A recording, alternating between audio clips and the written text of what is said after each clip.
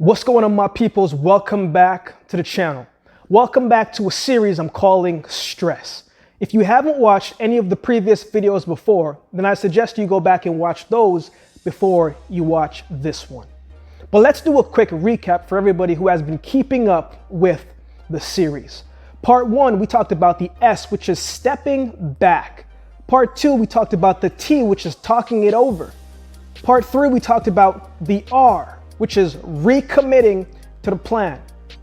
Part 4, we talked about executing. This week, we are going to be talking about the second S in stress. Last week, we spoke about executing the plan. Well, what happens when you're executing the plan and you're still not seeing the results right away? Well, this video, we're going to be talking about speaking life. And this is such an important one.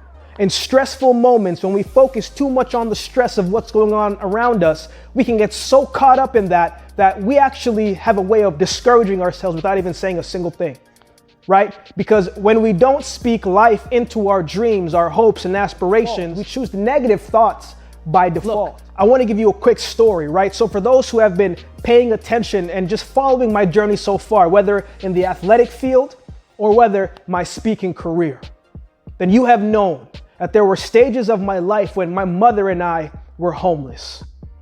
And even though you may have heard me spoke about it and talked about it, I haven't shared certain things. And one of the things that I'm going to share today is what helped me get back on track and get into a positive state of mind. Because at that moment, I had two choices I could have made. Either I could have stayed there and succumbed to that environment and be mentally stuck in that chapter for the rest of my life, or I could find a way to use that and to not let that define what happens in my future. During that time, mentally, and I tell people all the time, the hardest part about being homeless in that moment wasn't exactly the physical part.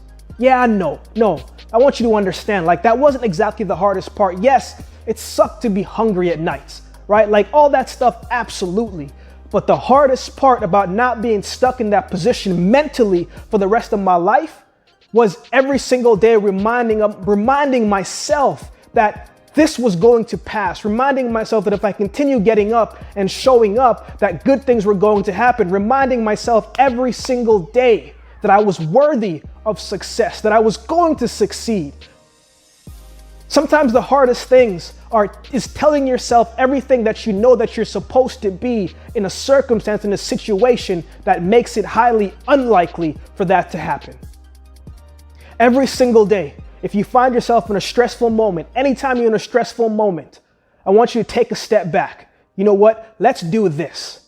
The moment that you wake up, right? The moment that you wake up, you got to get up and you got to speak positive affirmations. The moment that you wake up, no, I'm lying. Let me rephrase that again. The moment that you wake up, you're in complete darkness, right? Because your eyes are still closed. And your eyes are still closed because you're thinking about how the heck are you going to make it out of what you're going through? How are you going to turn your situation into a positive? How are you going to get out of this funk that you're in? So you don't even want to open up your eyes anytime soon. But the moment that you wake up, you're in complete darkness. But here's what I did. The moment that I woke up, the moment that I was conscious and my brain was awake, I started to speak life into myself. I started to say, you know, Akeem, you may not be in an ideal situation right now, but you got to find the strength to get up. What is one thing that you're grateful for today? And I would find one thing that I would grateful for today, and I would start blinking.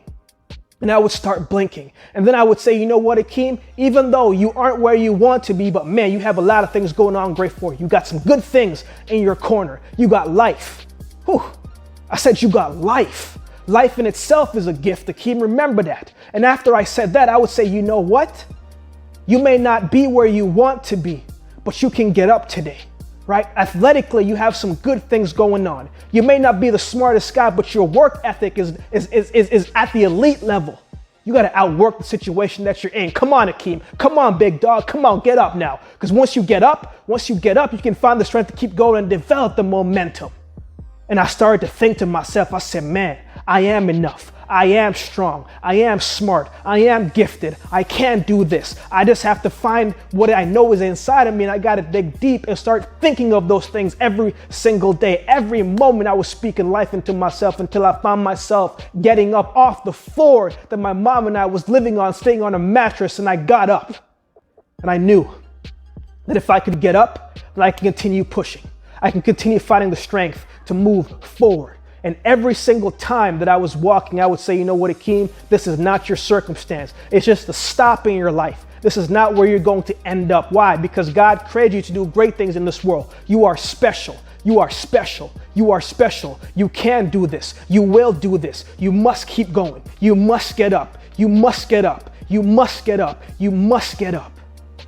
And I wasn't just dwelling on my strength alone to help me to get up.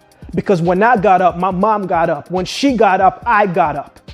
And I just kept putting one foot in front of the other, and I kept controlling what was in front of me until I spoke that I wanted to get a full athletic scholarship, until I spoke that I wanted to go to the Olympic Games, until I spoke that I believed that I could be one of the fastest athletes in the world, until I spoke that I knew at some point it was going to turn around for me, until I spoke that a change is gonna come, until I spoke what was possible, until I spoke my dreams.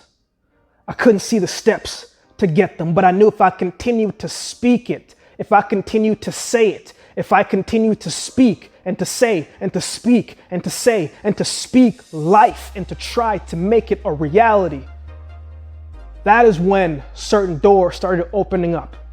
That is when I started to see that different options was coming into play. There are going to be moments where you realize that some of the best things that you will ever say are the things that you say to yourself. When you're in a stressful moment, that is really the time to speak life over your spell, to speak life over your family, to know that sooner or later, whatever storm is coming your way has not come to stay, it has come to pass. You got to open up your mouth and speak life into possibilities of what can be, even when you're in a circumstance, in a situation of what is right now. This too shall pass. And you got to speak life over the negative stuff that is trying to hold you back. The S is for speaking life. You got to speak life into stressful moments so you can overcome it. My apologies, my peoples. You know I get excited, right? Like I'm very passionate about life, right? Especially certain things that we have to overcome and certain positions we find ourselves in. We didn't ask for it, but we still got to find a way to get through it. And the best way to help yourself get through anything is to speak positive affirmations into you each and every single day. So every day, speak life into you. Maybe it's 3 things you say to yourself every single day when you're feeling a little weak, when you're feeling a tough moment. But continue speaking life and affirmations every single day until you start to believe it. Up top has a way of aligning everything else, and your body physically follows. If you're getting something from this video and the series before, previous episodes, then do me a favor and share this message with a friend. Tell them why you're sharing it with them. Tell me why you're watching it so far. Do me a favor, share it with a friend, share it with someone you think would get value from it, and don't forget to subscribe to the channel so you don't miss out on any future videos and so you don't miss out on the last part to a series I'm entitling Stress. Thank you for watching, and I'll see you next week for part 6 of the series Stress.